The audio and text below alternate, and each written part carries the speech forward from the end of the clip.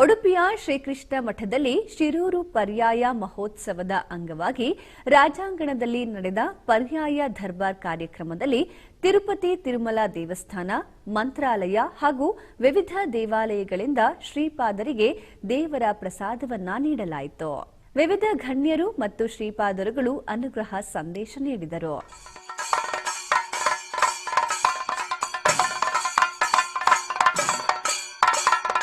ವೇದವರ್ತರದ ಕಾಲದಲ್ಲಿ ಕೃಷ್ಣ ಮಠದಲ್ಲಿ ಈಗಾಗಲೇ ಅವರು ಕೊಂಚದು ವೇದದ ಒಂದು ಪಾರಾಯಣ, ವೇದಾಂತ ಪ್ರಜ್ಞಾ ವಿದ್ಯಾ ನಿರ್ಜರಾಜ್ಯ ಪಾಲನೆ, ಆ ವೇದ ವಿದ್ಯೆಯನ್ನು ನಾವು ಅಧ್ಯಯನ ಮಾಡಿಸುವುದು, ಜನರಿಗೆ ಅದರ ಪ್ರಜ್ಞೆಯನ್ನು ಬೆಳೆಸುವುದು, ಅದು ಸನ್ಯಾಸಿಗಳಿಂದ ಆಗಬೇಕಾದಂಥ ದೊಡ್ಡ ಕೆಲಸ. ದೇವರ ಸನ್ನಿಧಾನದಲ್ಲಿ ಇವತ್ತು ವೇದ ಪಾರಾಯಣ ನಿರಂತರ ಆಗಬೇಕು ಅಂತೇಳಿ ಪ್ರಾರಂಭ ಮಾಡ್ತಾ ಇದ್ದಾರೆ. ಒಳ್ಳೆಯ ಕೆಲಸ. ಜನರಿಗೆ ಬೇಕಾದಂಥ ಪ್ರಜ್ಞೆಯನ್ನು ಕೂಡ ನೀಡಲಿ.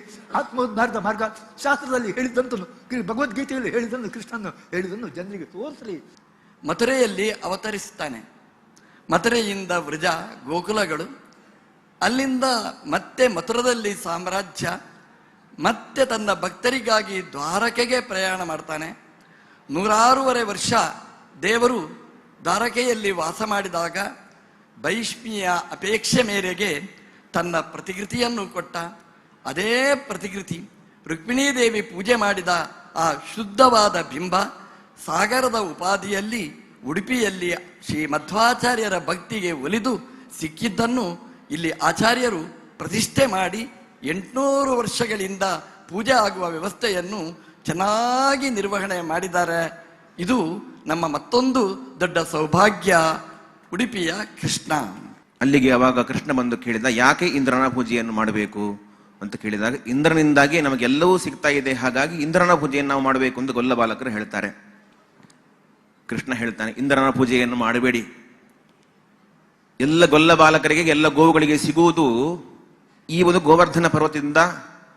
ನಮ್ಮ ಬದುಕು ಸಾಗುವುದು ಈ ಎಲ್ಲ ಗೋವುಗಳಿಂದ. ಹಾಗಾಗಿ ಗೋವಿನ ಆರಾಧನೆಯನ್ನು ಮಾಡೋಣ, ಗೋಪೂಜೆಯನ್ನು ಮಾಡೋಣ, ಗೋವರ್ಧನ ಪರ್ವತದ ಆರಾಧನೆಯನ್ನು ಮಾಡೋಣ ಅಂತ ಹೇಳಿ ಇಂದ್ರನಿಗೆ ಆಗುವಂತಹ ಪೂಜೆಯನ್ನ, ಯಜ್ಞವನ್ನ ಕೃಷ್ಣ ತಪ್ಪಿಸಿದ. ಕೃಷ್ಣ ಯಾಕೆ ಈ ರೀತಿಯಾಗಿ ಮಾಡಿದ ಅಂತ ಅನ್ನುವ ಕಥೆ ನಿಮಗೆ ಎಲ್ಲ ಗೊತ್ತಿದೆ. ಒಂದು ದೊಡ್ಡ ಪದವಿಯಲ್ಲಿ, ದೇವಲೋಕದ ಒಂದು ದೇವತ್ವ ಪದವಿಯಲ್ಲಿ ಇದ್ದಂತಹ ಇಂದ್ರ ದುರಹಂಕಾರವನ್ನು ತೋರಿಸಿದ, ಕೃಷ್ಣನನ್ನು ಅವಜ್ಞೆ ಮಾಡಿದ, ಅಧರ್ಮವನ್ನು ಮಾಡಿದ, ಅಪ್ರಾಮಾಣಿಕತೆಯನ್ನು ತೋರಿಸಿದ. ದೇವರು ಯಾರು? ದೇವರು ಸರ್ವೋತ್ತಮ ದೇವತೆ. ಆ ಸರ್ವೋತ್ತಮನಾದಂತಹ ಭಗವಂತ ಭೂಮಿಯಲ್ಲಿ ಗೊಲ್ಲಬಾಲಕನಾಗಿ ಅವತಾರ ಮಾಡಿದ್ರೂ ಕೂಡ ತಾನು ಪ್ರಾಮಾಣಿಕತೆ ಅಂದರೆ ಹೇಗಿರಬೇಕು, ನೈತಿಕತೆ ಅಂದರೆ ಹೇಗಿರಬೇಕು, ಅಧರ್ಮವನ್ನ ಹೇಗೆ ಮಿಟ್ಟಿ ನಿಲ್ಲಬೇಕು, ಧರ್ಮವನ್ನು ಹೇಗೆ ಸ್ಥಾಪನೆ ಮಾಡಬೇಕು ಅನ್ನುವಂತಹ ದೇವತ್ವದ ಗುಣವನ್ನೇ ತೋರಿಸಿಕೊಟ್ಟ. ಅಂತಹ ಸರ್ವೋತ್ತಮ ದೇವತೆ ಆ ಗೊಲ್ಲ ಬಾಲಕನಾಗಿ ಬಂದಾಗ ಭಗವಂತನ ಮುಂದೆ ಧಾರ್ಷ್ಟ್ಯವನ್ನು ತೋರಿಸಿದವನು ದೇವಲೋಕದ ಪದವಿಯಲ್ಲಿ ಇದ್ದಂತಹ ದೇವೇಂದ್ರ. ಹೀಗೆ ಮಧ್ವಾಚಾರ್ಯರು ಮುಖ್ಯವಾಗಿ ಎರಡನ್ನು ಹೇಳಿದ್ದಾರೆ. ಒಂದು ಜನರ ಸೇವೆ, ಇನ್ನೊಂದು ಜನಾರ್ದನನ ಸೇವೆ ಅಂತ. ಜನರ ಸೇವೆ ಯಾಕೆ ಕೇಳಿದ್ರೆ, ಎಲ್ಲದರ ಒಳಗೆ ಪರಮಾತ್ಮ ಇದ್ದಾನೆ, ಆ ಚಿಂತನೆ ಬರಬೇಕು. ಕೃಷ್ಣ ಮಥುರೆ ಬಿಟ್ಟು ಹೋಗ್ತಾನೆ, ಹೋಗಿ ವೃಂದಾವನ ಬಿಟ್ಟು ಹೋಗ್ತಾನೆ ಮಥುರೆಗೆ. ಆಗ ಎಲ್ಲ ವೃಂದಾವನದ ಜನರು ಕೃಷ್ಣ ಬರ್ತಾನೆ ಬರ್ತಾನೆ ಬರ್ತಾನೆ ಅಂತಾನೆ ಕಾಯ್ತಿರ್ತಾರೆ. ಎಷ್ಟೋ ಗೋಪಿಕಾ ಸ್ತ್ರೀಯರು ನಿದ್ದೆನೆ ಮಾಡೋದು, ಇಡೀ ದಿವಸ ನಿದ್ದೆ ಮಾಡೋದು, ಕನಸಿನಲ್ಲಾದ್ರೂ ಕೃಷ್ಣ ಬರ್ತಾನೋ ಆ ರೀತಿ. ಕೆಲವೊಬ್ರು ಯಾವ ಶೃಂಗಾರವೂ ಮಾಡ್ಕೊಳ್ಳೋದಿಲ್ಲ. ಯಾಕೆ ಕೇಳಿದ್ರೆ, ಕೃಷ್ಣನೇ ಇಲ್ಲ ಅಂತ ಹೇಳಿದ್ರೆ ಯಾರಿಗಿದೆ ಇಲ್ಲ ಅಂತ. ಕೆಲವೊಬ್ರು ಯಾವ ಪದಾರ್ಥವೂ ಉಪಯೋಗಿಸುವುದಿಲ್ಲ. ಕೃಷ್ಣ ಇಲ್ಲದೆ ಇದೆಲ್ಲ ಯಾಕೆ ಬೇಕು, ಯಾಕೆ ತಿನ್ಬೇಕು ಅಂತೆಲ್ಲ.